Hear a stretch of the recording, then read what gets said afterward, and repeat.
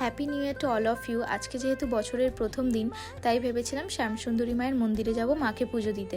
তার জন্যই ভোরবেলা রেডি হয়ে বেরিয়ে পড়েছিলাম, কারণ পরে গেলে প্রচুর লাইন হয়ে যেত। এখন থেকেই দেখো লাইন পড়া শুরু হয়ে গেছিলো এত সকাল সকাল। আমি যেহেতু মানিকতলার সাইডে পড়তে যাই, তার জন্যে আমি সবসময় মায়ের দর্শন করতে পারি, মায়ের মন্দিরে যাই, কিন্তু আমার কখনো পুজো দেওয়ার সুযোগটা হয়ে ওঠেনি। তাই ভেবেছিলাম যে আজকের দিনে আমি মাকে পুজো দেবো। তার জন্য দেখো লাইন ঠেলে আমি মন্দিরে প্রবেশ করলাম। তো এখানে দেখো মাকে আজকে অপূর্ব সুন্দর লাগছিল দেখতে। মায়ের মুখটা এমনিতেই এতটা মিষ্টি যে দেখলে চোখ ফেরানো যায় না।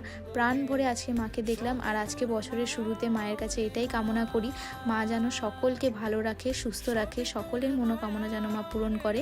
আজকের দিনে যে আমি মায়ের আশীর্বাদ পেলাম, মায়ের সাথে এতটা সময় কাটাতে পারলাম, মায়ের প্রসাদ পেলাম, এটাই আমার জন্য অনেক। তোমরা যারা যারা এখনও পর্যন্ত শ্যামসুন্দরী মায়ের মন্দিরে যাওনি, তোমরা অবশ্যই যাও, খুবই ভালো লাগবে, খুবই শান্তি পাবে।